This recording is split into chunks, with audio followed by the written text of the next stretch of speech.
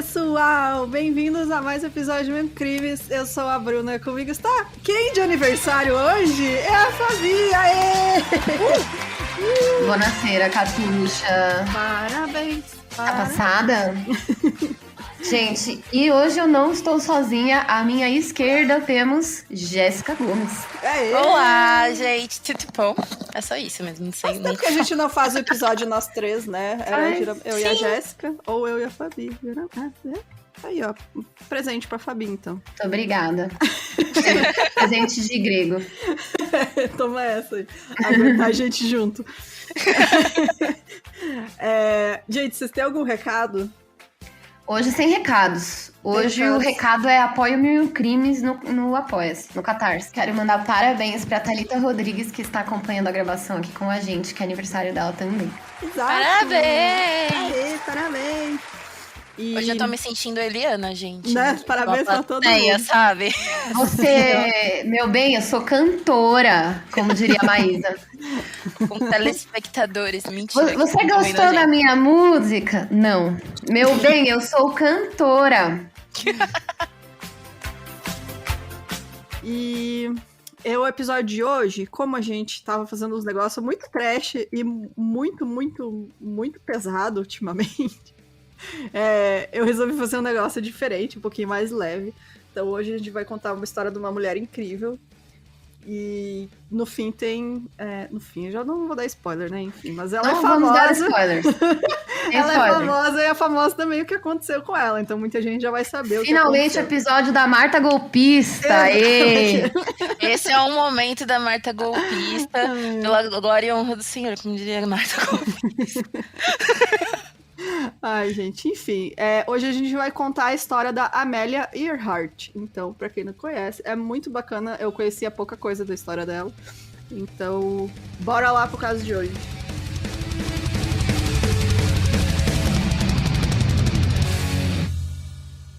A Amelia Mary Earhart, ela nasceu em 24 de julho de 1897, na cidade de Atchison, que fica no Kansas, nos Estados Unidos.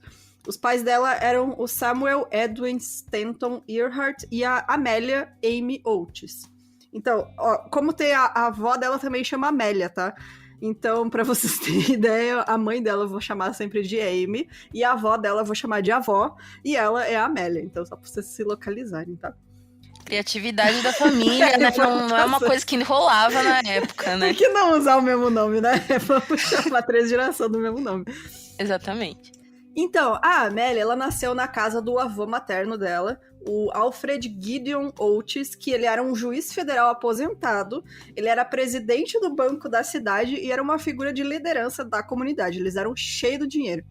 E o Alfred, ele não aceitava muito bem o casamento da filha, porque ele achava que a carreira do Samuel como advogado não era suficiente. Ele falou, porra, eu já fui juiz, o que esse cara aí? É só um advogado aí, tá querendo casar com a minha filha, né? Mas enfim, casaram, enfim, tiveram 2 filhas.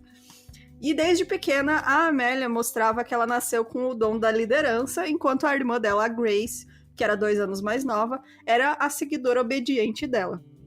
As duas tinham apelidos, a Amélia atendia por Millie e a Grace era a Pidge. E até a idade adulta elas atendiam por esse apelido na família. E a educação das duas não era convencional para a época, porque a Amy ela não acreditava em criar suas filhas para serem garotas boazinhas, né? A avó materna desaprovava isso, ela era muito rígida, né? Muito tradicional, assim, né? Muito conservadora, mas a mãe dela tá com foda-se, a mãe das meninas, né? E ela, tipo... chegou a mandar fazer roupas pra elas usar pra brincar, porque elas viviam rasgando os vestidos e elas não gostavam de usar vestido. E aí elas usavam calções, que pra aquela época era, nossa senhora, a menina usando calção, né? E embora a Amélia até gostasse dessa liberdade de movimento, né, que ela tinha com os calções e tal, ela ainda se sentia, né, um pouco sensível ao fato das meninas da vizinhança usarem vestidos. Então, mesmo ela usando essas roupas, né, que eram tradicionalmente masculinas, ela ainda gostava, né, de coisa de menininha, entre aspas, assim. Como dizia a ministra Damares, menino usa azul, menina usa droga, né? Exatamente. As crianças Earhart, elas eram muito aventureiras e passavam o dia explorando a vizinhança. Elas ficavam horas brincando juntas, subindo em árvores, caçando ratos com um rifle. Jesus. Gente, pera, eu vou contar um babado agora. Ai, meu Deus. Tem um. Agora eu entendi a referência. Tem um cara que ele faz um quadrinho que chama Doutrinador, que é o artista de direita, né? E aí, ele está em um... Ele é tipo o desenhista que pensa, que eu acho um Tipo primor. isso, tá? exato. Desenhista que pensa com o cu, né? Eu acho que aquilo é um quadrinho de qualidade. É isso, é exatamente isso. E aí, tem esse cara aí que faz o Doutrinador, que eu chamo de latrinador, inclusive, né? E aí, no quadrinho, é um mundo onde o comunismo venceu.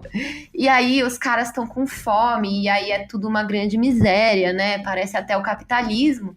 E ele pega uma hora e vai caçar, e como não tem comida, ele caça rato com um rifle, porque em um mundo pós-apocalíptico, onde você não tem nada para comer, e você com certeza tem muito... Como chama? Muita arma, né? Muita bala, né? Você pode usar isso pra quê? Pra matar rato e comer. Era essa aí. A grande coerência do quadrinho contra o comunismo, o malvado socialismo. Enfim, e aí elas ficavam caçando rato com rifle e descendo barrancos entre nós. E isso fez com que muitos biógrafos caracterizassem a Amelia como tomboy, que é uma gíria que eles usam para quando a menina ela é menos feminina, né? É só tipo um termo. Caminhoneira! Siga bem caminhoneiro. Menina moleque, não é? Tipo, uma menina que tem que tem esses comportamentos que seriam tipicamente masculinos, né? Sendo que, gente, né, é aquele papo, de novo, né? Tipo, o que é um comportamento feminino e o que é um comportamento masculino em crianças, tá ligado? Exato. Tipo, foda-se, né? Bom, a Amelia e a Grace, elas mantinham uma coleção de animais que elas capturavam nas suas aventuras, como, por exemplo, minhocas, mariposas, gafanhotos e sapos. E a Jéssica adora lagartixa também, ela tinha uma... Ela também cuida de lagartixas em casa. E em 1904, com a ajuda do seu tio, a Amelia construiu uma rampa inspirada em uma montanha-russa que ela viu em uma viagem a St. Louis. Ela prendeu a rampa no telhado do galpão de ferramentas da família e usou uma caixa de madeira para deslizar para baixo, como se fosse um trenó mesmo. O primeiro voo de Amélia terminou dramaticamente. Ela emergiu da caixa de madeira quebrada, com o lábio machucado, o vestido todo rasgado e uma sensação de alegria. E foi aí que ela exclamou: "Oh, Pidge, é como voar." Essa menina era o capeta, né? Imagina. Era o demônio, Isso me remete a Hermes Renato, capeta em forma de guri. Exatamente. Ela seria capeta em forma de guria. A capeta em forma de guria. E aí eu vi documentários, inclusive tem um documentário bem legal que tá no Disney Plus, que é da NetGeo, que fala um pouco sobre a vida dela e tal. E aí eles contam que, tipo, ela era, tipo, a líder da vizinha. Sabe aqueles bando de criança em vizinhança? Sempre tem uma líder, né? Que você fala, essa criança aqui que manda nas outras e manda as outras fazer arte. E ela era isso, assim, ela tocava o terror, ela que, assim, organizava as brincadeiras, enfim, fazia as exploração pela vizinhança e tudo mais. Em 1907, Samuel conseguiu um emprego na Rock Island Railroad. Gente, sempre falo mal inglês, viu? Uma das maiores linhas de trem da época. E ele e Amy se mudaram para Des Moines, no Iowa, enquanto as meninas ficaram com os avós até que conseguissem se estabilizar na nova cidade. Durante esse tempo, as garotas estudavam na casa e a Amélia passava um bom tempo na grande biblioteca da família. No ano seguinte, quando tinha 10 anos, a Amélia viu um avião pela primeira vez na feira estadual da cidade. Seu pai tentou despertar o interesse das filhas em um voo. Uma olhada no frágil avião foi o suficiente para Amélia, que prontamente perguntou se eles poderiam voltar para o carrossel.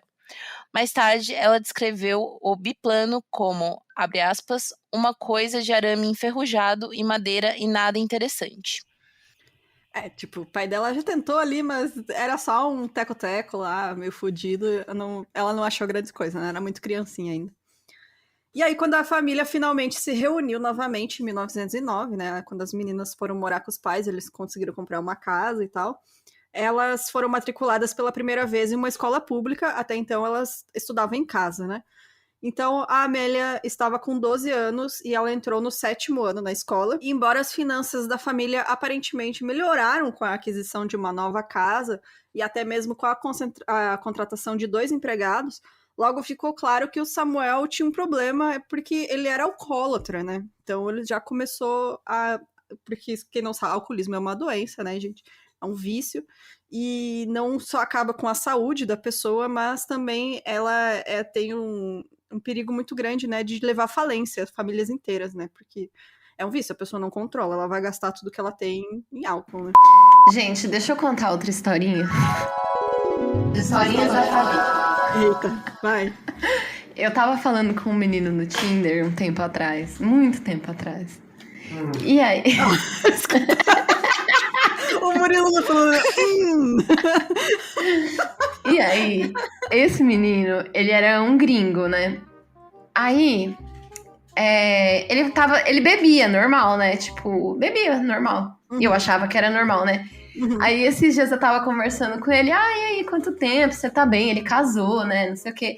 Aí eu falei, tá, e o que você me conta? Ele... eu acho que eu bebi demais ano passado e zoei minha medula óssea. Minha medula... Caralho! Bone marrow. Medula óssea. Medula espinhal, Isso.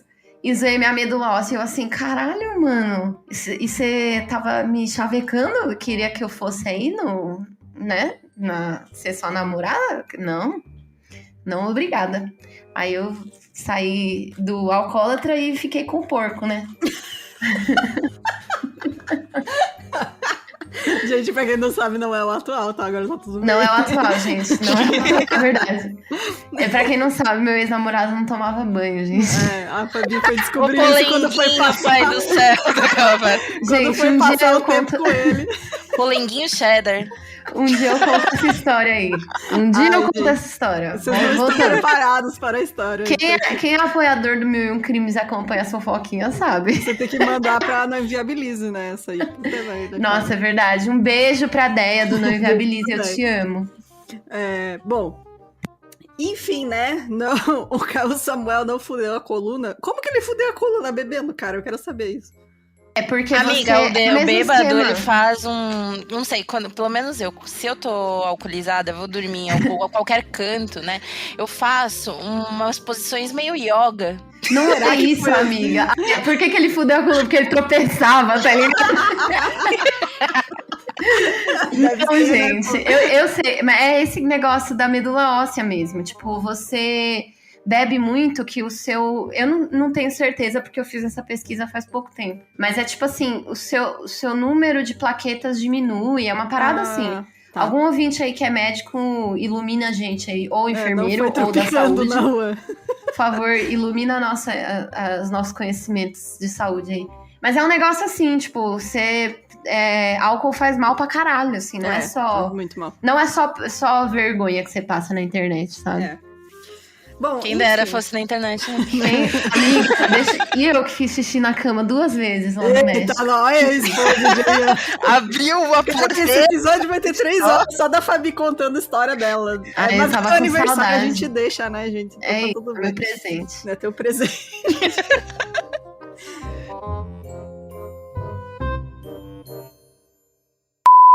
Bom, enfim, né, voltando para o alcoolismo do Samuel, 5 anos depois, em 1914, ele foi forçado a se aposentar, e embora ele tentasse se reabilitar por meio de tratamento, ele nunca foi reintegrado na Rock Island Railroad.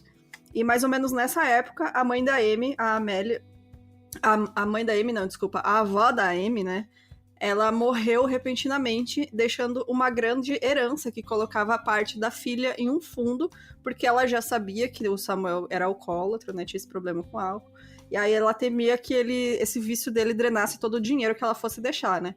Então a casa dos Oates, que era, né, os avós da Amélia, foi leiloada junto com todo o seu conteúdo, e a Amélia ficou com o coração partido ao perder a avó, e mais tarde ela descreveu isso como o fim da sua infância. Que, né, ela passou um bom tempo com a avó, foi a avó que era professora dela, né, no homeschooling, enfim. Nossa, eu tive um leve delay, aí, tipo, perdeu a casa Oates, né? Foi leiloada. Aí eu li, perdeu a avó, eu falei, gente, a avó foi junto. Não. Mas não, desculpa. Em 1915, após uma longa busca, Samuel encontrou trabalho como balconista na Great Northern Railway, em St. Paul, Minnesota, onde Amelia ingressou na Central High School. Samuel solicitou uma transferência para Springfield, Missouri, em 1915, mas o homem que ocupava a vaga anteriormente reconsiderou a sua aposentadoria e exigiu seu emprego de volta, deixando Samuel sem ter para onde ir. Cansada de ter que enfrentar mais uma mudança calamitosa, Amy Earhart levou suas filhas para Chicago, onde viveram com amigos. A Amelia impôs uma condição incomum na escolha da sua próxima escola. Ela pesquisou escolas secundárias próximas em Chicago para encontrar o melhor programa de ciências. Ela rejeitou a escola secundária mais próxima da sua casa quando ela reclamou que o laboratório de química era apenas uma pia de cozinha. Ela acabou se matriculando no Hyde Park High School, mas passou um semestre miserável, onde uma legenda no anuário, que assim, eles têm um livro do ano lá, e aí cada um escolhe uma frase, né? E aí a frase que ela colocou era a garota de marrom que anda sozinha. Tipo aqueles negócios de filme, sabe, gente? Quando você abre o livro e tem a fotinha. E tem todos os estudantes do ano. Depois eles escrevem lá. Isso, aqui no Brasil a gente escreve na camiseta. Exato, na camiseta do terceirão, assinado. Na minha escola tinha esse umas negócio broncas aí. dos pais, tipo, pelo puta que pariu, este uniforme foi caro. Exatamente. Na minha escola tinha esse livro do ano aí. Você é burguesa safada, né, Fabi? Não, pera. Não, com certeza, olha. Você falou semana passada todas as coisinhas que você comia quando era criança era coisa de burguês safado. Aí, claro que na tua escola tinha anuário, na nossa... Bom, eu estudei escola pública, e a Jéssica era assinada na camiseta, a gente não tinha livrinho, gente, não. Eu tenho só uma foto, que é aquela foto maravilhosa, que é aquela de mesa, sabe? Com uns nominhos na frente. Como assim vocês estão tendo... O que é isso? Preconceito com gente rica? Gente rica também sofre. Elitismo inverso, elitismo inverso. Exatamente. Isso é bullying. Eu sofro também. É muito difícil. Eu sofro por ser muito bonita, sofro por ser muito rica. Eu sofro por ser uma mulher branca. Mas, gente, eu não sou rica, viu? Meus pais faliram, tá? Só avisando aí. Ninguém... Já pensou se ela metesse meus pais que são ricos? Nossa, imagina. Eu adoro essa frase. Não, porque eu não sou rico. Eu já ouvi muito isso, cara. Nossa, já ouvi muita gente falando isso. Mas, gente, não me sequestra. Eu sou artista. Eu sou hoje falida. Ela é artista, ela é fodida. É isso.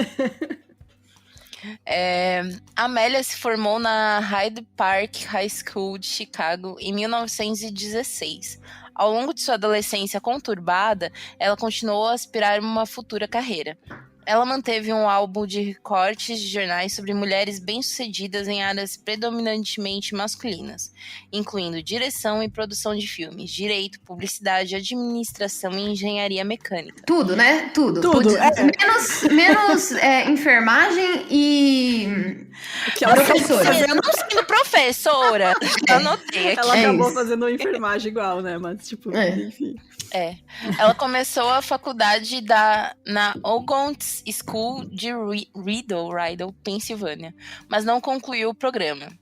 Durante as férias de Natal de 1917, Amélia visitou sua irmã que morava em Toronto. A Primeira Guerra Mundial estava sendo travada e Amélia viu soldados feridos retornando. Depois de receber treinamento como auxiliar de enfermagem na Cruz Vermelha, desdenhou e teve que ser enfermeira. Exatamente. Ela começou a trabalhar no destacamento de ajuda voluntária no Hospital Militar de Spadina.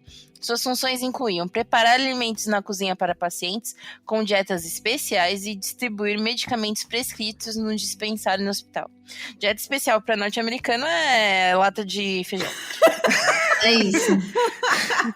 Coitados, os caras voltavam fudido, velho, fudido. E toma lata de feijão. Toma lata de feijão, exatamente. Carne enlatada. Nossa, que... Até o alface vem feito no mercado. Tudo é enlatado. Tudo empanado. Bom, quando a pandemia de gripe espanhola, olha só, quem diria, né? Em 1918, chegou em Toronto. Se tivesse o Bolsonaro lá nessa época, tinha morrido mais. Nossa, cara, puta que pariu, não ia ter sobrado ninguém. A Amelia estava envolvida nas tarefas de enfermagem, né, que incluíam turnos noturnos no Hospital Militar Espadina, e ela própria se tornou uma paciente porque sofreu de pneumonia e sinusite maxilar, que é uma sinusite que dá nos sinos, é o maior sinus que tem no rosto, né, na face, assim, no meio do rosto tem os seios da face, né, que você fala, a tetinha da face. E, enfim, ela tinha sinusite e naquela época não tinha antibiótico, né, gente, lembrando aqui.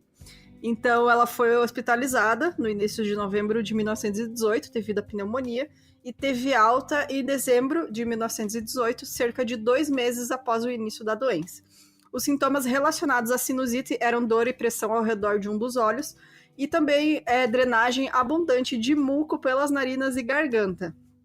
Então, você imagina você não ter o Tilenolzinho para curar a sua sinusite. Que inferno de vida, né, cara? Que bosta. Enquanto estava no hospital durante a era pré-antibióticos, ela passou por pequenas operações dolorosas para lavar esse seio maxilar afetado, mas esses procedimentos não foram bem sucedidos e ela, com o tempo, sofreu com dores de cabeça cada vez piores. Essa recuperação dela durou quase 1 ano, né, dessa crise de sinusite que ela teve. E esse tempo ela passou na casa da irmã dela, que agora estava morando em Northampton, no Massachusetts. Ela passava esse tempo lendo poesia, aprendendo a tocar banjo e estudando mecânica. E a sinusite crônica afetou significativamente o voo e as atividades da Amélia mais tarde na vida, e às vezes até no campo de aviação ela era forçada a usar uma bandagem na bochecha para cobrir um pequeno tubo de drenagem.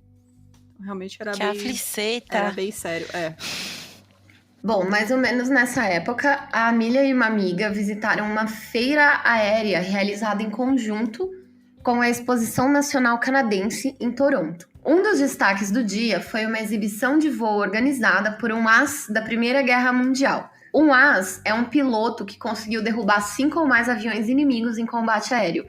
Parabéns! Nossa! Pau no cu, parabéns! Exato. Inclusive, gente, o Barão Vermelho lá é parente do Richthofen, né? A gente falou disso no episódio. Uhum. Sim. Depois, se uma vocês loucura. quiserem ver, vão lá ouvir nosso episódio sobre a... Eu ia falar Roxane. O que tem a ver, gente? Suzane. Sobre a Não, Suzane. o Barão Vermelho era o piloto famoso da Primeira Guerra. Ah, pensei que era alguém do Barão Vermelho. Não! Eu falei, gente, o Frejá é parente da... Não! Meu Deus do céu, esse episódio, cara. Ainda bem que eu fiz um negócio mais leve hoje pra nós podermos usar, porque senão, Graças a sério. Deus. Isso, gente, coitada do Frejá.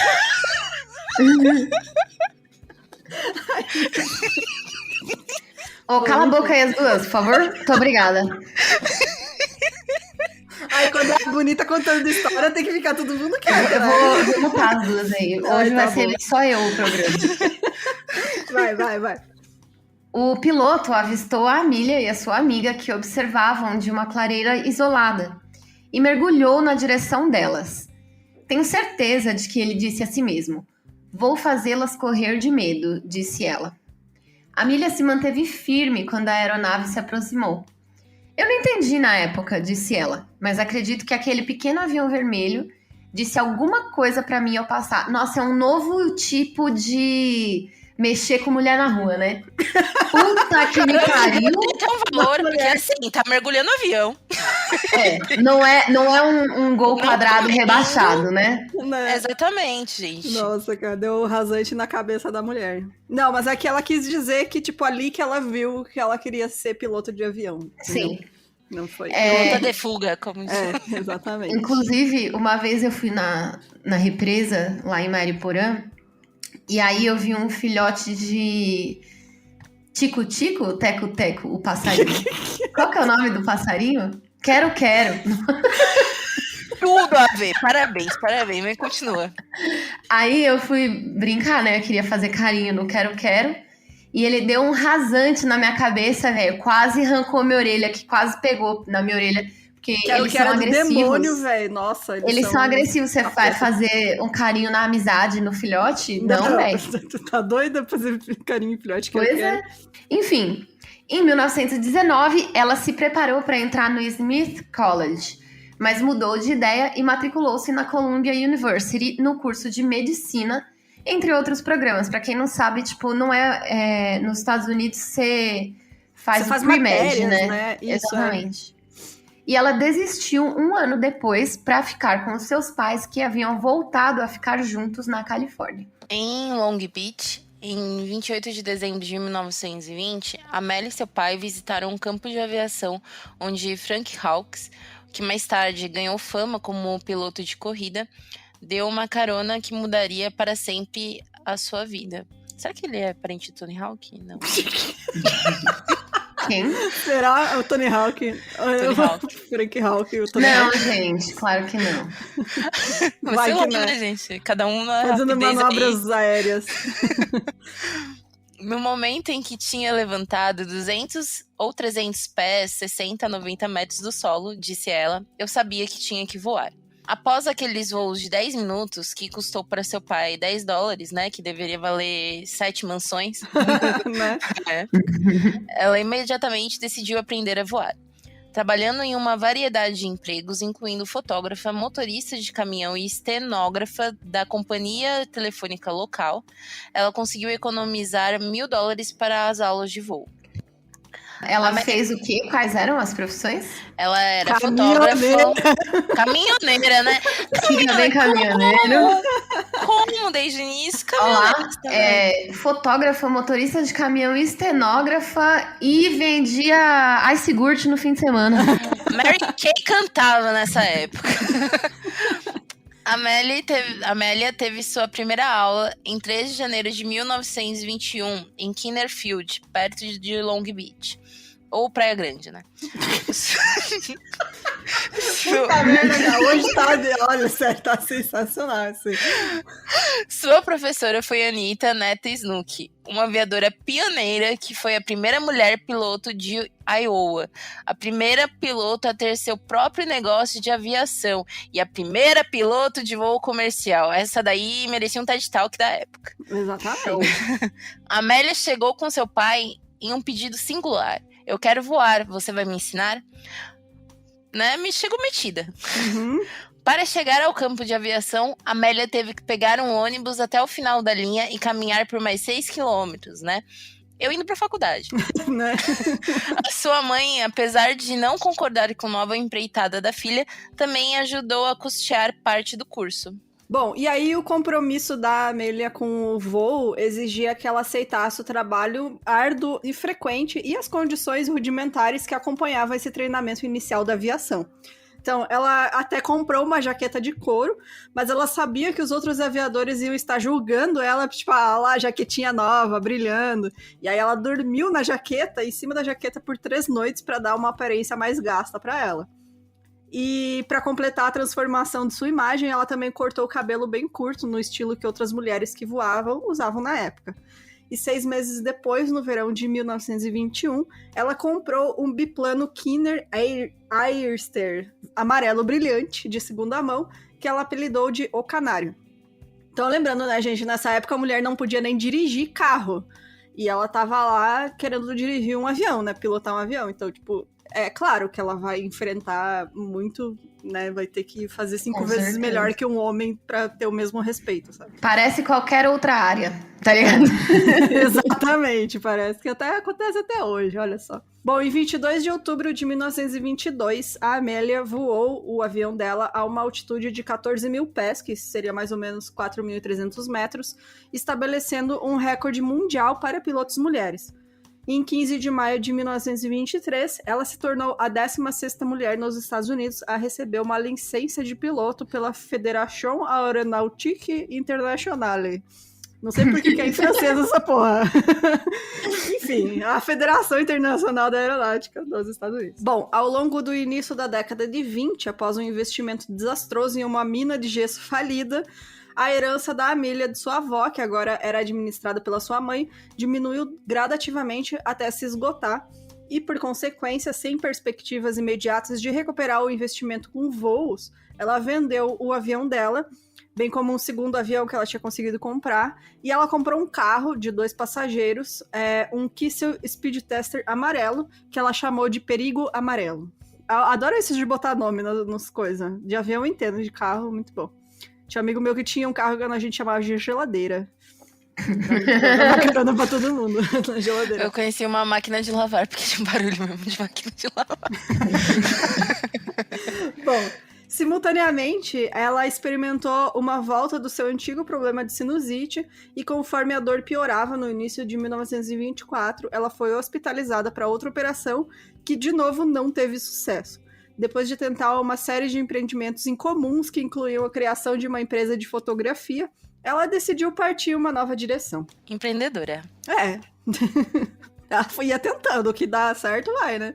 Tá certa, né? Bom, após o divórcio dos seus pais, em 1924, ela levou a sua mãe, né, no Perigo Amarelo, em uma viagem transcontinental da Califórnia, com paradas em todo o oeste e até mesmo um passeio até Banff, em Alberta, no Canadá. E a excursão acabou levando a dupla para Boston, em Massachusetts.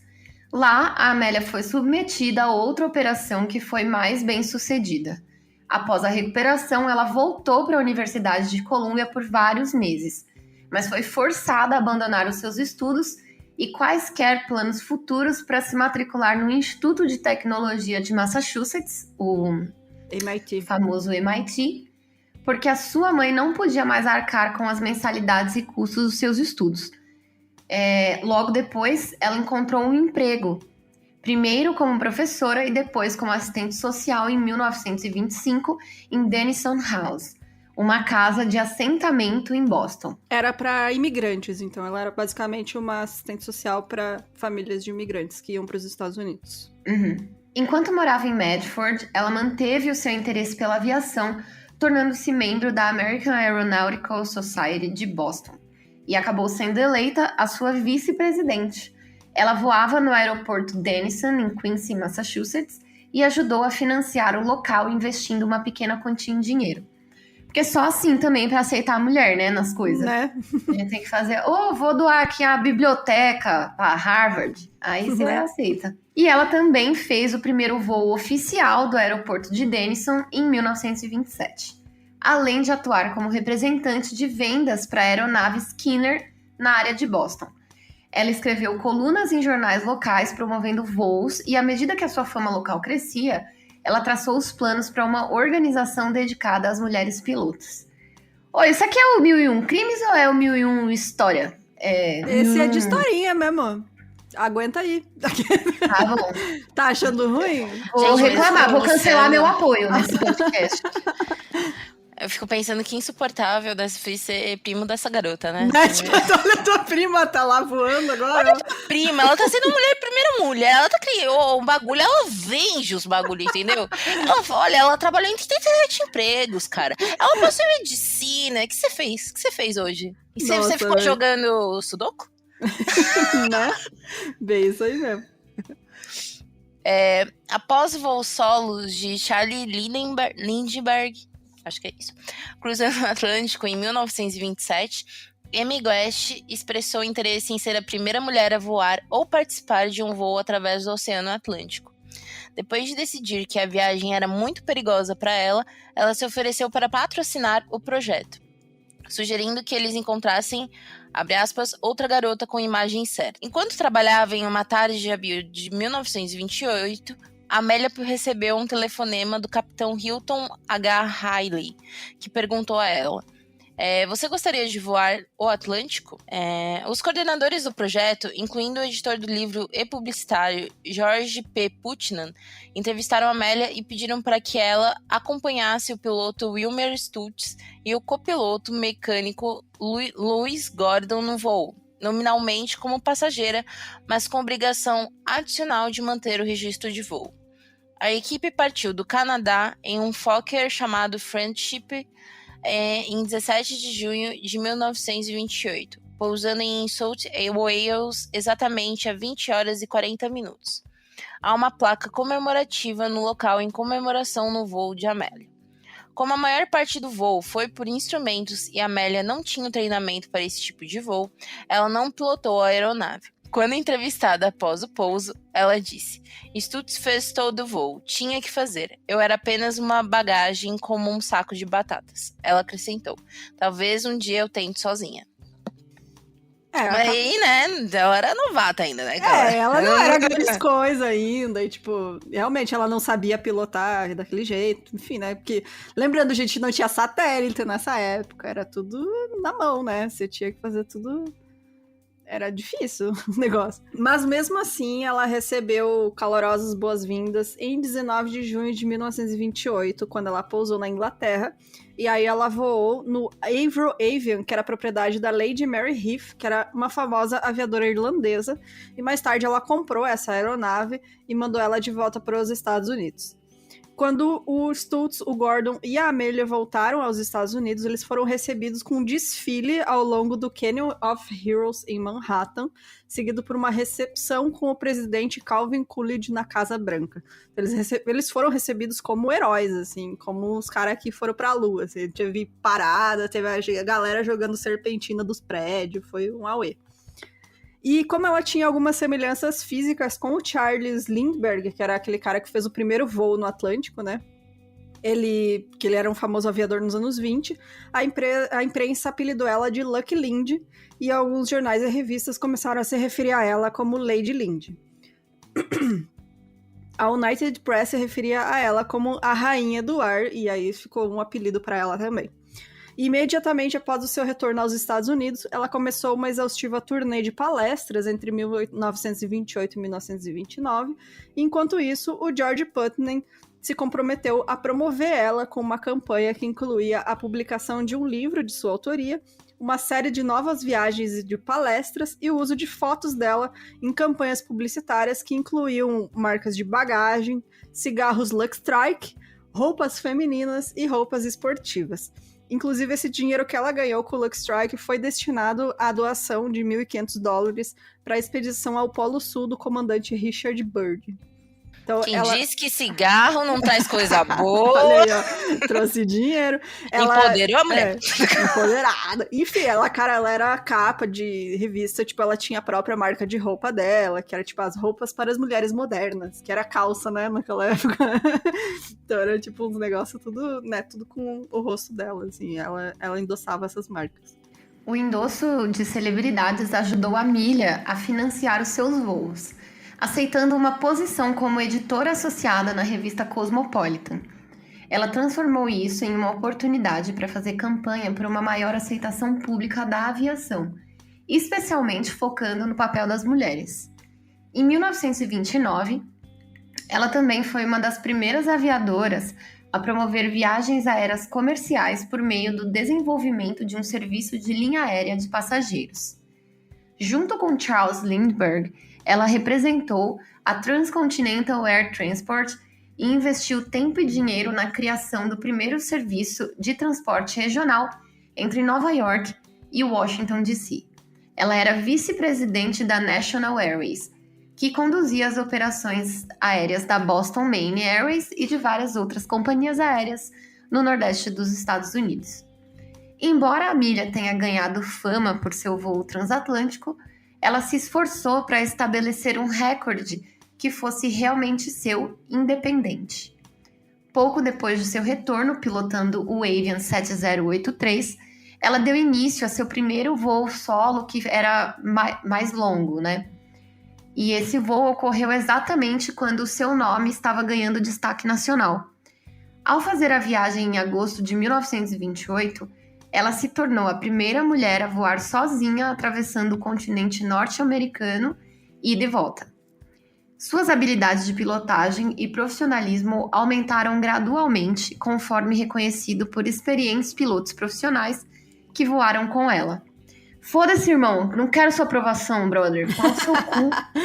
Tipo, parabéns, ela é realmente muito... Obrigada, muito obrigada. Ela é realmente muito boa, olha só, quem diria. Porra. É boa, ela faz que nem um cara mediano. Não. Em 1929, ela fez sua primeira tentativa em participar de uma corrida aérea competitiva e acabou em 4º lugar na divisão de, abre aspas, aviões pesados. Em 1930, Amélia tornou-se oficial da National Aeronautic Association, onde ela ativamente promoveu que os recordes femininos fossem registrados separadamente, e foi fundamental para a Federation Aeronautique Internationale, FAI, aceitar um padrão internacional semelhante. Em 1981, ela estabeleceu um recorde mundial de altitude de 18,415 pés, né, que é cerca de 5.613 metros, pilotando um giroplano. Embora para o padrão de hoje em dia pode parecer que a Amélia estava empenhada em fazer acrobacias, suas atividades junto com a de outras mulheres piloto foram cruciais para tornar o público americano familiarizado com a aeronáutica e convencê-los de que a aviação não era mais apenas para aventureiros e super-homens. Bom, e durante esse período, então, ela se envolveu com o The 99s, que era uma organização de mulheres pilotos que fornecia apoio moral e avançava a causa das mulheres na aviação. Ela convocou uma reunião de mulheres pilotos em 1929, após o Women's Air Derby. Ela sugeriu esse nome com base no número de membros fundadores, que eram 99, né? Então, as 99, e mais tarde ela se tornou a primeira presidente da organização em 1930. Ela era uma defensora vigorosa das mulheres piloto, e quando a Bendix Trophy Race de 1934 baniu as mulheres de pilotarem na corrida, ela se recusou abertamente a levar a atriz Mary Pickford em um voo para Cleveland, onde ela ia abrir as corridas que iam acontecer. Então, por um tempo, ela ficou noiva de Samuel Chapman, que era um engenheiro químico de Boston. Eles terminaram em novembro de 1928. E durante esse tempo, a Amelia e o George Putnam, que era aquele cara editor, né, que fazia todo... Ele era, tipo, relações públicas dela. Eles passavam muito tempo juntos. Ele era conhecido como GP, ele acabou se divorciando em 1929 e procurou a Amélia depois disso. E chegou a pedir ela em casamento 6 vezes, até que ela finalmente aceitou. Cara, existe? Não, voltou suave, então. Tipo, ela tinha isso enfim, né, naquela época, né, ela sabia que casamento é o fim da tua carreira, né, se tu é mulher. Até hoje em dia, né, tipo, se casa... Não tem muita diferença. Tem que ficar em casa, tem que ter filho. Então, ela não queria isso, ela queria focar na carreira dela. Então, ela recusava o tempo todo por causa disso, porque ela não queria largar o que era o sonho da vida dela, que era continuar voando. Então, ela acabou aceitando, né? Eles se casaram em 7 de fevereiro de 1931, na casa da mãe do Putnam, que ficava em Connecticut. E a Amélia se referiu ao seu casamento como uma parceria com controle duplo. Então, era, né, igualitário, né? Como deve ser. E em uma carta, ela chegou a fazer uma carta para ele antes do casamento, entregou para ele em mãos no dia do casamento. E nessa carta ela escreveu: quero que você entenda que não devo cobrar de você nenhum código de fidelidade, nem me considerarei obrigada para você da mesma forma. Posso ter que manter algum lugar onde possa ir para ficar sozinha de vez em quando, pois não posso garantir que aguentarei o tempo todo o confinamento, mesmo que seja uma gaiola atraente. Não monogâmica. Exatamente. Ela, tipo, nosso casamento é uma parceria, tá ligado? A gente tá junto, mas é isso aí, vamos se apoiar. Quando você precisar, tô aqui. Quando eu precisar, tu tá aí. E é isso, sabe? Eu vou fazer só comidinha, hein? Exatamente. Tipo isso. As ideias de Amelia sobre casamento eram liberais para a época, já que ela acreditava em responsabilidades iguais para ambos e manteve o seu próprio nome, em vez de ser chamada de Senhora Putnam. Quando o New York Times, de acordo com as regras do seu livro de estilo, insistiu em se referir a ela como Senhora Putnam, ela riu. E aí o George também soube que seria chamado de Sr. Earhart. Então, tipo, fazendo o contrário, né, do que é o comum naquela época. Não houve lua de mel para os recém-casados, já que ela estava envolvida em uma excursão de 9 dias pelo país, promovendo altos giros. E embora a Amélia e George nunca tenham tido filhos, ele teve 2 filhos do seu casamento anterior, chamados David e George. Na manhã de 20 de maio de 1932, Amelia, então com 34 anos, partiu do Canadá com um exemplar do Telegraph Journal para confirmar a data de voo. Ela pretendia voar para Paris no seu monomotor Lockheed Vega 5B, que é o modelo do avião, para emular o voo solo de Charles Lindbergh 5 anos antes. Depois de um voo de 14 horas e 56 minutos, durante o qual enfrentou fortes ventos, condições de gelo e problemas mecânicos, ela pousou em uma pastagem em Kilmore, ao norte de Derry, na Irlanda do Norte. O pouso foi testemunhado por Cecil King e T. Sawyer. Quando um agricultor perguntou: "Você voou de longe?", Amélia respondeu: "Da América". E aí ele respondeu: "Qual América? Porque existem várias". Né? Mentira, ele não falou isso, mas vocês entenderam. Como a primeira mulher a voar sozinha, sem escalas através do Atlântico, Amélia recebeu Distinguished, acho que é isso, Flying Cross do Congresso, a Cruz do Cavaleiro da Legião de Honra do governo francês e a Medalha de Ouro da National Geographic Society do presidente Herbert Hoover. À medida que sua fama crescia, ela desenvolveu uma amizade com muitas pessoas em altos cargos, principalmente com a primeira-dama Eleanor Roosevelt. Eleanor compartilhava muito dos interesses e paixões da Amélia, especialmente as causas femininas. Depois de voar com Amélia, Eleanor obteve uma licença de estudante, mas não prosseguiu com os seus planos de aprender a voar. As duas amigas se comunicaram com frequência ao longo de suas vidas. Outra piloto, Jacqueline Corsham, que se dizia ser rival de Amélia, também se tornou sua amiga próxima durante esse período. Em 1930 e 1935, Amélia estabeleceu 7 recordes femininos de velocidade e distância em variedade de aeronaves. Em 1935, reconhecendo as limitações de seu adorável Verga vermelho, em longos voos transoceânicos, Amélia contemplou, em suas próprias palavras, um novo prêmio, um voo que eu mais queria tentar, uma circunnavegação de um globo tão próximo sua cintura como poderia ser.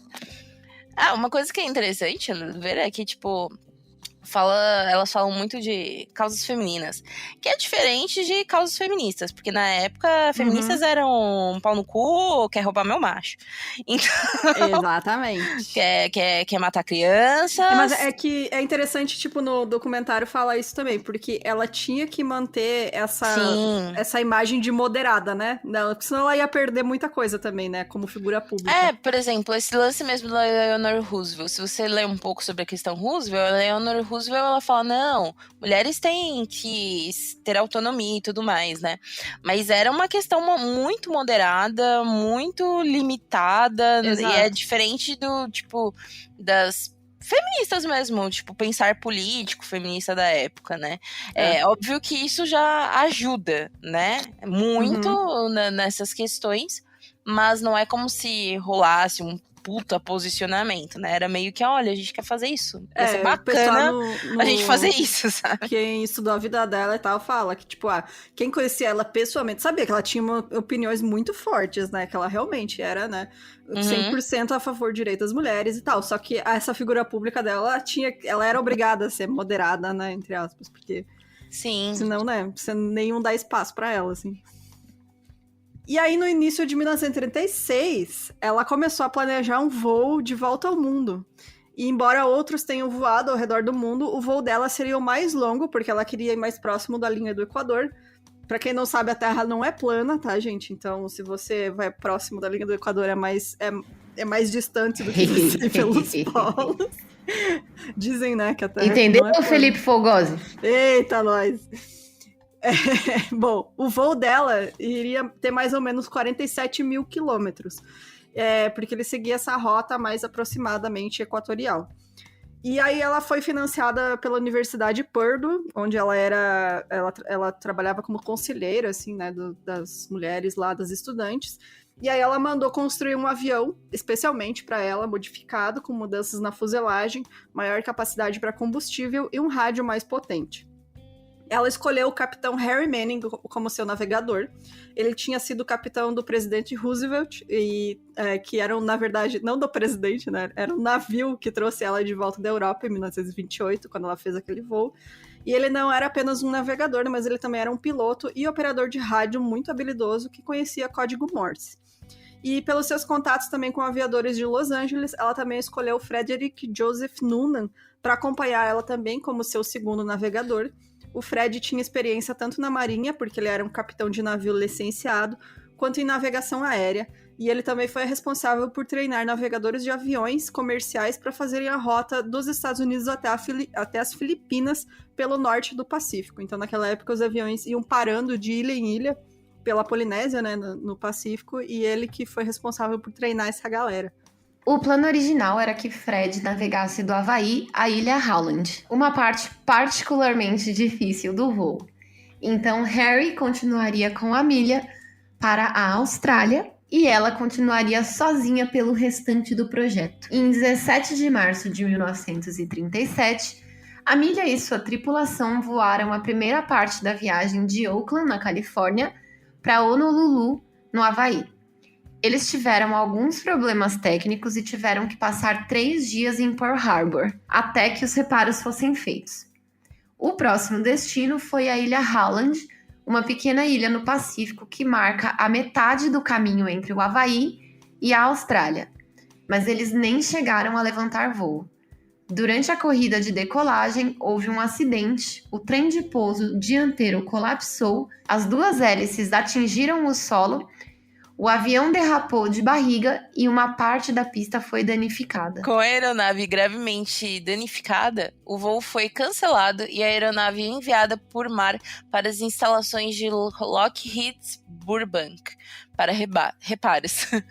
Harry, tendo tirado uma licença para fazer voo, sentiu que tinha havido muitos problemas e atrasos. Ele encerrou sua associação com a viagem, deixando apenas Amélia com Fred, nenhum dos dois sendo operador de rádio habilidoso como Harry. Enquanto o avião estava sendo consertado, Amélia e Putnam garantiram fundos adicionais e se prepararam para uma segunda tentativa, desta vez voando de oeste para leste. A segunda tentativa começou como um voo não divulgado em Oakland para Miami, Flórida. E depois de chegar lá, Amélia anunciou publicamente seus planos de circunnavegar o globo. A direção oposta do voo foi em parte resultado de mudanças nos padrões globais de vento e o clima ao longo da rota planejada desde a tentativa anterior. Neste segundo voo, Fred Noonan foi o único membro da tripulação. Gente, estou travando muito hoje.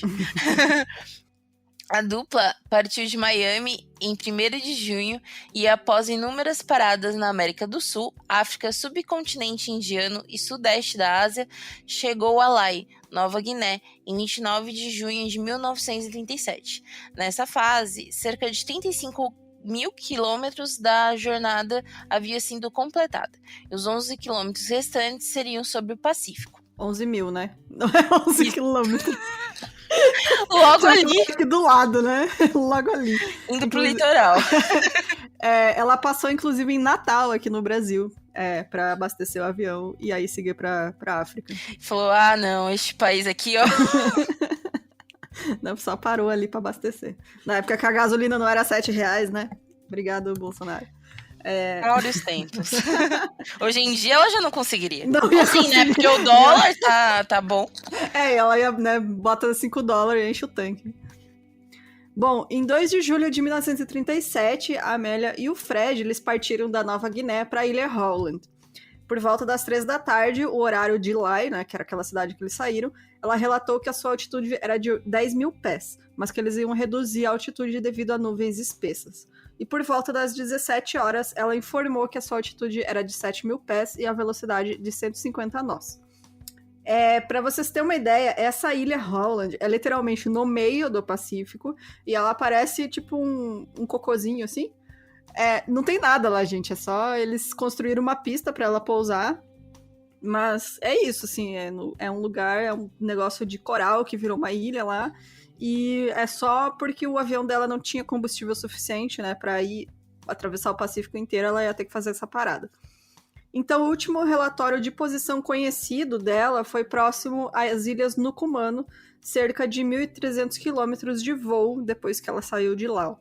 Durante o voo, o Fred pode ter feito alguma navegação celestial. Novamente, não tinha satélite, não tinha GPS, o cara tinha que ir pelas estrelas. Ah, tá.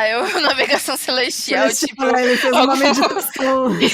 Psicografou o bagulho, velho. Não, ele foi pelas estrelas para determinar a posição deles. E o avião ia cruzar o Dateline International durante o voo, que é aquela linha internacional de data, né? Que todo ano tem, né? Toda virada de ano. Falar, no Pacífico já é ano novo, enfim. E deixar de levar em consideração essa linha internacional pode ser responsável por um erro de posição de 1 grau ou de 60 milhas. E dizem também que tinha muita nuvem naquele dia, e aí por isso ele pode não ter conseguido se guiar pelas estrelas, e daí ter que esperar o sol nascer para ver mais ou menos onde ele estava. Em preparação para a viagem a essa ilha Howland, a Guarda Costeira dos Estados Unidos enviou um navio para a ilha, e esse navio oferecia muitos serviços, como transporte de repórteres que, né, queriam ver ela chegando lá, mas também tinha funções de comunicação e navegação, e o plano era que o navio pudesse comunicar-se com a aeronave via rádio, transmitir um sinal de rádio para facilitar a localização da ilha, sem navegação celestial precisa, encontrar a direção do rádio, se ela usou um transmissor, e usar um localizador experimental de direção de alta frequência para as transmissões de voz da Amélia, e usar as suas caldeiras para criar uma coluna escura de fumaça que poderia ser vista no horizonte. Todos esses métodos de navegação acabaram falhando em guiar a Amélia até a ilha Howland. Por meio de uma série de mal-entendidos ou erros, cujos detalhes ainda são controversos, a abordagem final à ilha Howland, usando a navegação por rádio, não foi bem sucedida. Fred Noonan havia escrito anteriormente sobre problemas que afetam a precisão da localização de direção de rádio na navegação. Outra causa citada de possível confusão foi que o navio e a Amelia planejaram o seu cronograma de comunicação usando sistemas de tempo separados por meia hora, com a Amélia usando Greenwich Civil Time, que é o GCT, e o navio sob um sistema de designação de fuso horário naval. Só para explicar por que disso, porque durante o dia ela tinha que usar uma frequência e à noite outra. Não sei porquê, não sei, mas durante o dia ela era a única aeronave no Pacífico a usar aquela frequência, e aí à noite tinha que mudar. É isso. Durante a abordagem de Amelia para a ilha Howland, o navio recebeu transmissões de voz fortes e claras dela identificando-se. Mas ela aparentemente não conseguiu ouvir as transmissões de voz no rádio. Os sinais do navio também seriam usados para localização de direção, implicando que o localizador de direção da aeronave também não estava funcionando. Às 6h14, outra ligação foi recebida, informando que a aeronave estava a 320 km e solicitou que o navio usasse seu localizador de direção para fornecer uma orientação para a aeronave. Amélia começou a assobiar no microfone para fornecer um sinal contínuo para que eles se concentrassem. Foi nesse ponto que os operadores de rádio e navio perceberam que seu sistema não conseguia sintonizar a frequência da aeronave. O radialista Léo Belartz comentou mais tarde que ele, abre aspas, estava sentado lá suando sangue porque não podia fazer nada a respeito. Uma chamada semelhante pedindo um rumo foi recebida às 6h45, quando a Amélia estimou, que estavam a 160 km de distância. A transmissão de Amélia, às 7h58, disse que ela não conseguia ouvir o navio e pediu que enviassem sinais de voz para que pudesse tentar pegar a direção de rádio. Eles estavam ficando sem combustível. Essa transmissão foi relatada pelo navio com um sinal mais alto possível, indicando que Amélia e Fred estavam nas proximidades. Eles não podiam enviar voz na frequência que ela pediu, então sinais em código Morse foram enviados em seu lugar. Amélia reconheceu ter recebido esses, mas disse que não foi capaz de determinar sua direção. Velho, é um bagulho que, assim, se você pensa aquele voo dos caras que nunca mais foi achado, saca?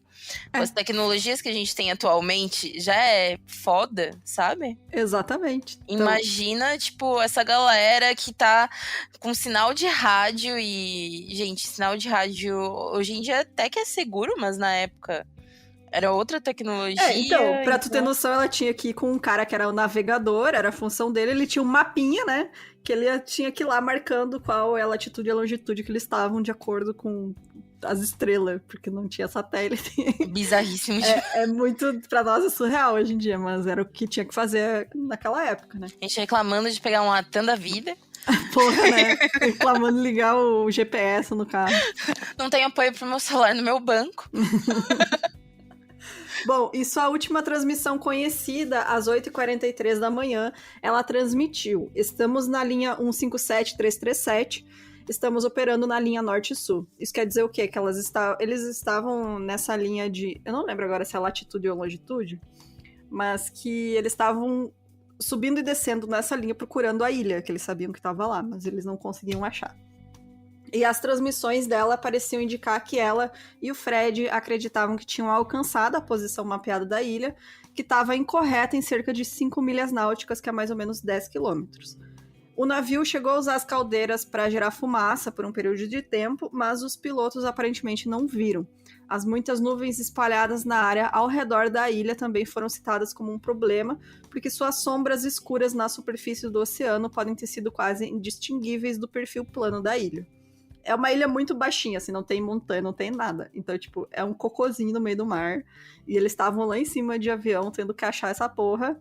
E, tipo, não tinha visibilidade, não tinha nada, assim. Então, era muito difícil mesmo sem o contato de rádio do navio que tava lá esperando eles. Tudo para dar merda, né, galera? Foi basicamente tudo pra dar merda. Depois que todo o contato foi perdido com a ilha Howland, foram feitas tentativas de alcançar os pilotos com transmissões de voz e código Morse, e operadores em todo o Pacífico e nos Estados Unidos podem ter ouvido sinais do avião, mas esses eram ininteligíveis ou fracos. Alguns desses relatos de transmissões foram posteriormente determinados como farsas, mas outros foram considerados autênticos. As orientações das estações da Pan American Airways sugeriram sinais originários de vários locais, incluindo a Ilha Gardner, que fica a 580 quilômetros sudoeste da Ilha Howland. Foi observado na época Foi observado na época que se esses sinais fossem de Amelia e Fred, eles deveriam estar em terra com a aeronave, pois a água teria causado um curto-circuito no sistema elétrico do avião. Sinais esporádicos foram relatados por 4 ou 5 dias após o desaparecimento, mas nenhum produziu qualquer informação compreensível. O capitão do USS Colorado disse mais tarde: não havia dúvida de que muitas estações estavam chamando o avião de Amelia na frequência deles, alguns por voz, outros por sinais. Tudo isso aumentou a confusão e colocou dúvida na autenticidade dos relatórios. Foi um rebuceteio, né, basicamente. Aliens, eu acredito em aliens. Porque... Como nas teorias. Porque, gente, assim, a mulher, ela tinha grana, entendeu? Pra comprar os equipamentos bons. Ela não, sabe, ela não foi, tipo, sei lá, na Santa Efigênia, pegou de uns caras esquisitos. Entendeu? Então, aliens. Só isso explica, é alien. Claro. Alienígenas do passado. Exatamente. Alienígenas dos anos 60 eram muito mais agressivos. 40. Os aliens que construíram as pirâmides. Não, se nos anos 60 já são agressivos, nos anos 40 vinha na porrada. Viu um aviãozinho e falava, vamos derrubar essa porra. É isso, aliens. Começando aproximadamente 1 hora após a última mensagem enviada de Amelia, o navio empreendeu uma busca mal sucedida ao norte e a oeste da ilha Howland, com base em suposições iniciais sobre as transmissões da aeronave. A Marinha dos Estados Unidos logo se juntou à busca e, por um período de cerca de 3 dias, enviou recursos disponíveis para a área de busca nas proximidades da ilha Howland. Depois, os esforços de busca foram direcionados para Ilhas Phoenix, ao sul da ilha Howland. Uma semana após o desaparecimento, aviões navais do Colorado sobrevoaram várias ilhas do grupo, incluindo a Ilha Gardner, que agora se chama Nikumaroro. Isso daí, galera. Nikumaroro.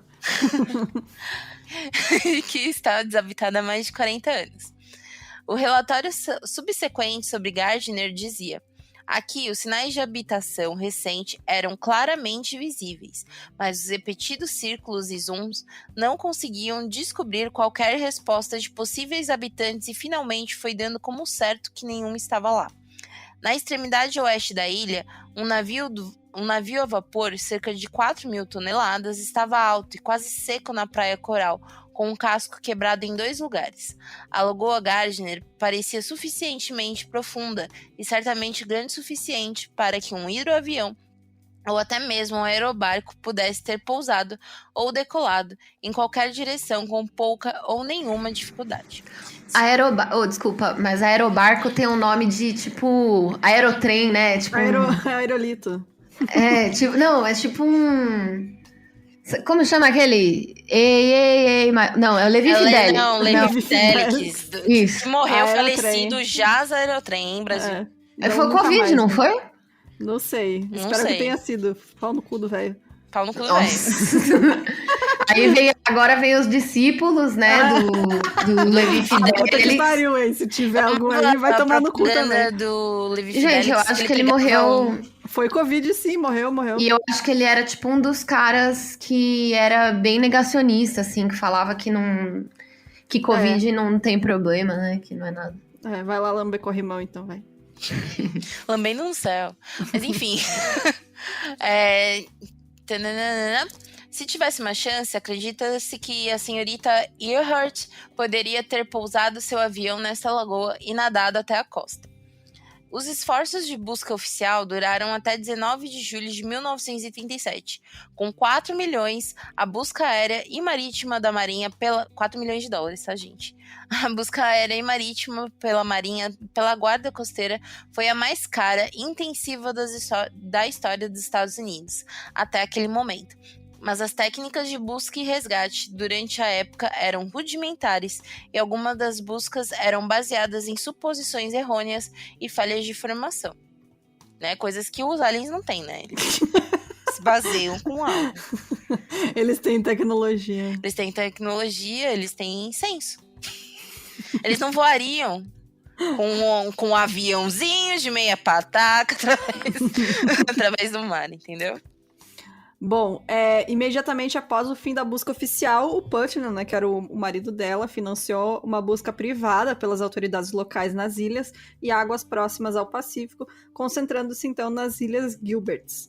No final de julho de 37, ele fretou 2 pequenos barcos. Enquanto ele permaneceu nos Estados Unidos, ele dirigiu uma busca nas Ilhas Phoenix, na Ilha Christmas, que chama agora Kirimati, na Ilha Fanning, que é Tabuerã, e nas Ilhas Gilbert e nas Ilhas Marshall também, mas nenhum vestígio do avião ou seus ocupantes foi encontrado.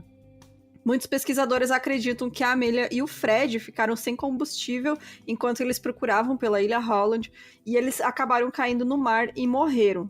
E o avião carregava combustível suficiente para chegar a Holland com algum extra de sobra, e esse combustível extra iria cobrir algumas contingências, como ventos contrários e a busca pela Ilha Holland.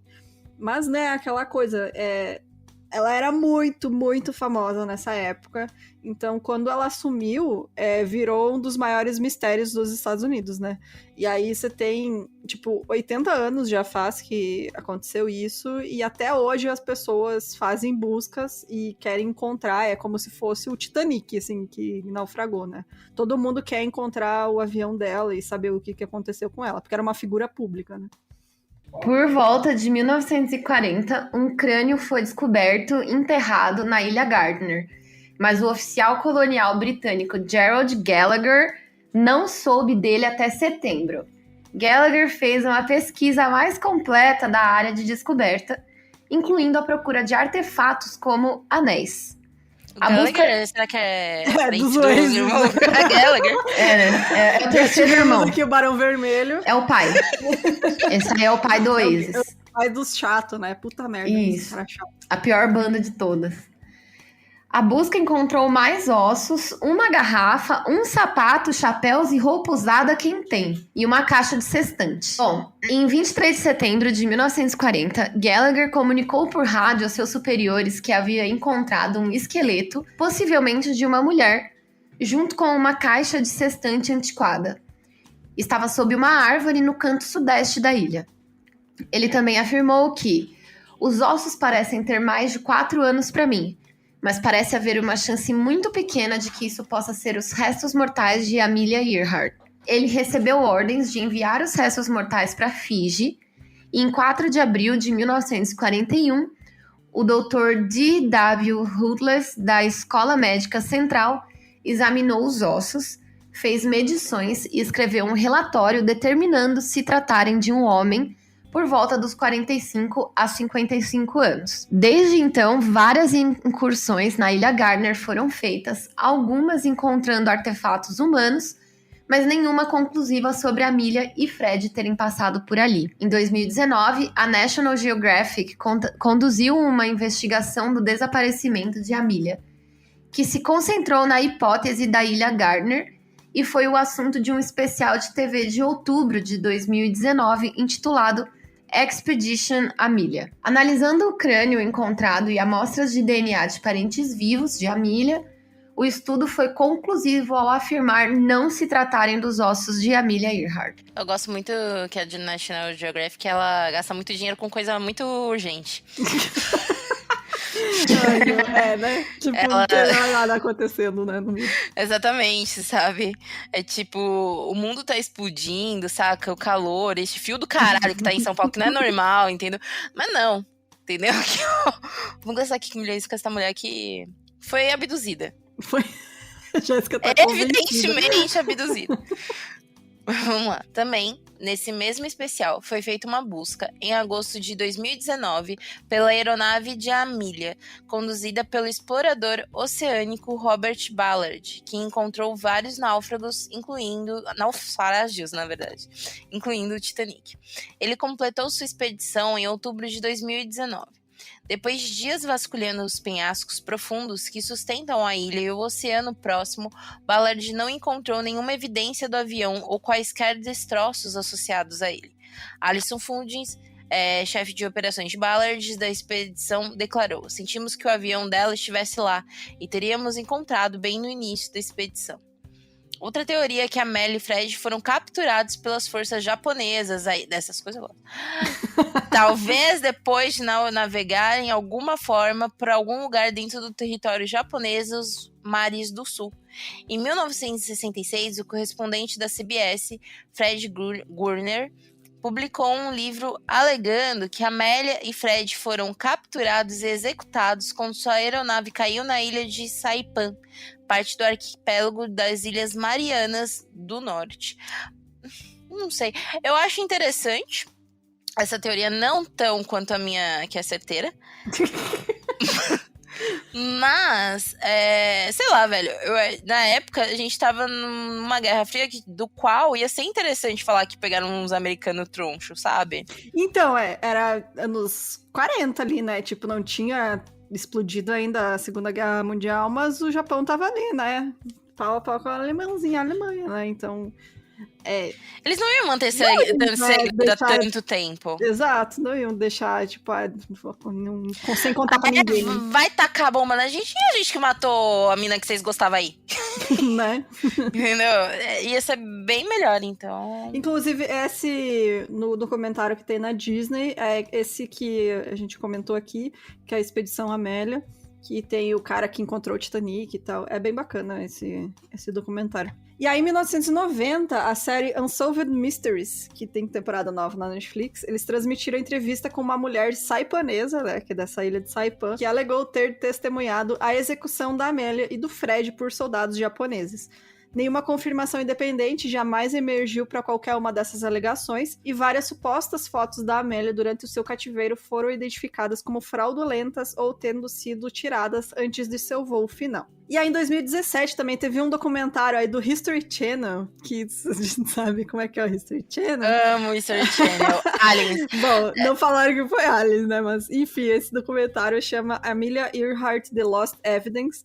Eles propuseram que uma fotografia nos arquivos nacionais das Ilhas Marshall era, na verdade, uma foto da Amélia e do Fred quando eles foram capturados pelos japoneses. Essa foto mostra um homem caucasiano em uma doca. Assim, é uma foto bem de longe, assim, não dá pra ver direito, o rosto é meio, né, borrado, enfim. E parecia ser o Fred e uma mulher sentada na doca, mas de costas pra câmera, que foi julgada por ter um físico e um corte de cabelo semelhante ao da Amélia. O documentário também teoriza que a foto foi tirada depois que os dois caíram no atol de Mille, e também disse que as evidências físicas recuperadas de Mille correspondem a peças que podem ter caído de um avião durante um acidente ou subsequente deslocamento por terra para uma barcaça. Esse documentário propôs que o navio japonês visto na fotografia fosse o Koshumaru, que era um navio militar, e o documentário foi rapidamente desacreditado, não demorou muito tempo, tipo, afinal... History Channel, né, Brasil? Puta Quem que é que pariu. leva a sério essas porra aí?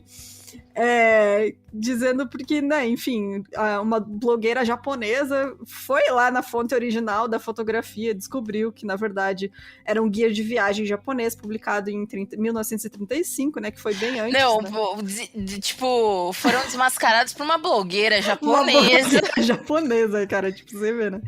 E não tem relacionamento nenhum, né? Nenhum com o desaparecimento da Amélia e do Fred em 1937. Além disso, o pesquisador que descobriu a foto também identificou o navio como outro, né? Nem era aquele que eles achavam que tinha sido. Então, aquela coisa, History Channel, eles pegam um negócio que eles acreditam que é, ou nem acreditam, né? Pra ganhar dinheiro e chamar atenção. E aí eles fazem todo um documentário, né? Tipo, em volta daquilo que no fim nem é real. Tipo, nem era aquele navio, era outro. Tipo. Pra mim, o auge do History Channel, inclusive, é quando eu realmente acreditei, era uma adolescente impressionável, e aí eu acreditei no seriam as sereias reais. Nossa, pode crer. Eu amava, porque assim, eu achava Tem o muito 2 real. também. Tem o Eu 2. achava muito realista. A sereia, será e aí que é real? minha mãe passava assim e falava: mãe, documentário sobre sereias. A sereia não existe. Existe? Como é que você sabe se você nunca viu? Eu acreditei também. Eles fizeram os bonequinhos baseado no que foi pesquisado sobre sereias. Ai, sereias, muito bom. Eu amo o History Channel. Não dá, É porque é a credibilidade do History, né? A palavra History, a gente acredita. Uma crítica comum a todas as versões da hipótese de captura japonesa é que as Ilhas Marshall, controladas pelos japoneses, ficavam consideravelmente distantes da Ilha Howland. Para alcançar e pousar ali, seria necessário que Amelia e Fred, embora com pouco combustível, mudassem o seu curso para nordeste ao se aproximar da Ilha Howland e voar centenas de milhas a noroeste. Um feito que não seria suportado pelas regras básicas de geografia e navegação. Além disso, se os japoneses tivessem encontrado eles teriam uma motivação substancial para resgatar os famosos aviadores e serem aclamados como heróis. O filme da época da Segunda Guerra Mundial, Flight for Freedom, de 1943, é a história de uma aviadora fictícia, obviamente inspirada em Amelia Earhart, que se envolve em uma missão de espionagem no Pacífico. O filme ajudou a promover o mito de que Amelia estava espionando os japoneses no Pacífico a pedido da administração de Franklin Roosevelt. Em 1949, tanto a United Press quanto a inteligência do Exército dos Estados Unidos concluíram que esse boato não tinha fundamento. Jackie Cochran, a piloto e amiga de Amelia, fez uma busca pós-guerra em vários arquivos no Japão e estava convencida de que os japoneses não estavam envolvidos no desaparecimento de Amelia. Eu acho que aí das duas uma, né? Ou os japoneses, tipo, sei lá, iam pedir um resgate ou iam, tipo, querer sair como mocinho. Ah, foi na Segunda Guerra, né? É, um pouquinho antes, né, da Segunda Guerra foi. Eles iam querer sair como mocinho, mas eu acho difícil eles, tipo, só matarem e não falarem nada a respeito, Né? sabe? Não faz sentido. Eles iam. Tipo, ela Usar era a favor conhecida deles, mundialmente, pá. É. Eles não iam manter tanto segredo, sabe? Eu acho que de repente. Aí vai ser meu lado conspiracionista de guerra, tá? Que é tipo assim. Numa dessas, se eles, tipo, encontram o corpo dela morto, e aí os Estados Unidos conseguem mudar uma narrativa e falar que eles que mataram, e aí uma nova bomba atômica, né? Nem tinha acontecido a bomba atômica ainda. Aí ia acontecer antes, né? Aquelas... Mas pode ser, né? Mas pode ser, né? Mas não, pera, foi em 43? 39, 37 39. aconteceu, na verdade. Ah, tá, 43 foi o filme, né? Isso, é. Ah, tá, beleza. Gente, só retificando que os das sereias são do Discovery, corrigiram aqui. Eita, olha aí, ó, nós falando mal do History. Mas... Olha só. Mas o History Channel tem o Aliens do passado. Maior, né? Agora sim. Agora faz sentido eu falar pra minha Eu acho mãe. sensacional que o History Channel tenha o Aliens do passado e é tipo assim... Mano, não faz sentido algum a narrativa, assim. Muito tipo... bom. O maluquinho lá. Qual é o nome daquele cara? O doidinho. O cabeludo lá, né? Isso, o cabeludo. Ah, nossa, gente. Aquele lá é muito especial. Aquele cara é um cara especial, né? É muito bom que é tipo, homens brancos não conseguiram fazer, então obviamente foi Aliens. Né? Exatamente. É tipo assim. Pretos dreads. Isso daqui não é dread. Isso daqui é um cabelo. É um ET, olha isso aqui, é um ET. Que é um ET, que remete a um ET. Entendeu? Porque como que eles carregariam tanto peso? Ô, querido, se você não sabe que existe alavanca, se você é burro. Entendeu? É muito bom, gente, realmente. Gosto disso. Em novembro de 2006, o National Geographic Channel, olha aí, queridão, exibiu um episódio 2 da série Undiscovered History sobre a alegação de que a Amélia sobreviveu ao voo mundial, mudou-se para Nova Jersey, mudou seu nome, casou-se novamente e tornou-se Irene Kremlin Bolan. Caralho! Tipo, viram essa mulher e falaram assim, nossa, ela é parecida, né? E aí as pessoas enlouqueceram, falaram, olha lá, ela...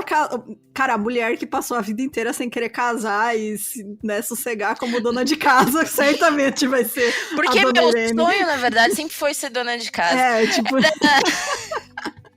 Meu, tipo, galera, eu criei um negócio só pra mulheres pilota, entendeu? Sou pilota. Vou virar banqueira aqui no cu do mundo de Nova Jersey. É realmente o melhor, tipo, gente, enganando geral. Aquele esquema de Elvis não morreu, enfim, né? Sempre toda pessoa famosona, assim, que morre ou que some, a galera tem dessas, né? Fica enxergando em qualquer lugar. Exato. Essa afirmação foi originalmente levantada no livro Amelia Earhart's Lives, de 1970, do autor Joey Class, que devia estar louco de LSD, Tava né? loucão. Com base na pesquisa de Major Joseph Gervais. Irene Bolan, que havia sido banqueira em Nova York durante a década de 40, negou ser Amélia. Olha só. Cara, a mulher tava vivendo a vida dela, tá ligado? De boa, assim, tipo... Ah, não. Negou ser Amélia, entrou com uma ação solicitando 1,5 milhão de dólares em danos e apresentou uma longa declaração na qual refutou as reivindicações. A editora retirou o livro do mercado logo após seu lançamento. E os registros judiciais indicam que a empresa chegou a um acordo extrajudicial com Irene. É isso. Eu amo essas teorias. Apesar que, assim, Michael Jackson tá vivo. Porque, assim, de todas as teorias, acharia essa mais plausível. Ele não morreria na semana do show. Com certeza no Brasil, aqueles Michael Jackson que a gente vê na rua dançando no sinal. Na Paulista? Um deles é o de verdade. Exato. Na Paulista tem uns lá que eu desconfio. O Michael Jackson. Mas enfim, gente, tem muita teoria ainda sobre o que aconteceu com ela. Tem muita coisa, tipo, até hoje é porque é um dos grandes mistérios dos Estados Unidos e pessoas famosas que sumiram. Eu lembro que eu conheci ela por causa do Uma Noite no Museu. Tem no Uma Noite no Museu 2, ela se apaixona pelo carinha lá do museu. Cara, Que é sério? o... É serinho, ela se apaixona pelo carinha do museu. Aí, não sei se ela apaixona pelo carinha do museu ou pelo carinha do nariz esquisito do qual que você ama. Nossa, eu odeio aquele cara, mano. Vai tomar no cu, vai se fuder. Ele é um cowboy lá. Mas enfim, aí meu conhecimento com história norte-americana é que no Uma Noite no Museu, ela sai falando, porque eu sou a primeira piloto mulher. Que interessante. Então eu já tinha conhecimento, já sabia de tudo. Não sabia da história toda. O que eu odeio é o Owen Wilson, tá, gente? Então, porque não sabe. É verdade, ela odeia. Se não vocês tem querem, motivo, não tem motivo. Querem agradar a Bruna, procura @focoff, mandem imagens aleatórias do Wilson focado no nariz. Ai, mano, não é nem o nariz que me incomoda, é aquela boquinha de chupacu dele, vai se fuder. Manda, gente, @focoff. Não, manda na boquinha, ela vai achar vocês uns seguidores muito especiais. Vou dar bloco em todo mundo. Mas é isso, gente. Fabi tá morta aí, morreu? Não, eu tô aqui, tô vivona. Tem algum recado pra finalizar, gente? Parabéns. Parabéns. Adorei o crime de hoje, muito bom então. esse crime. Parabéns. É o seguinte, você que tá aí na sua casa, se você quiser ter o seu comentário lido e respondido aqui no 1001 Crimes, deixa pra gente lá no Instagram que a gente vai responder Vai ser tipo aqui no assim, programa. comentários do episódio anterior. E-mail também, leitura de e-mails, né? Isso. Não, tipo, e-mail só mandando sugestão, não, mas, tipo, se vocês quiserem mandar com dúvida, com sugestão de outras coisas, enfim, manda que a gente vai responder aqui no ar, tá? Pra vocês. Não manda nudes. Não mande nudes. Mas, quer mandar mínimos também. Não manda. A gente não vai fazer isso com Twitter, porque Twitter é uma coisa muito louca pra se gravar. Não, Twitter é muito rápido, a gente não grava as coisas. Manda encantadas pra mim. Pronto. É o seguinte, gente, no Instagram do @pequeno rodapé tá rolando uma rifa do livro do BTK. Então, quem quiser pack Dos de gatinhos, patinha né, gatinha? canina não, felina, vende DM no @pequeno rodapé no Instagram. A ajudar os gatinhos. Então é isso, gente. Muito obrigada. Até semana que vem. Tchau, tchau. Gente, brigadão. Tchau, tchau. Falou, gente. Tchau.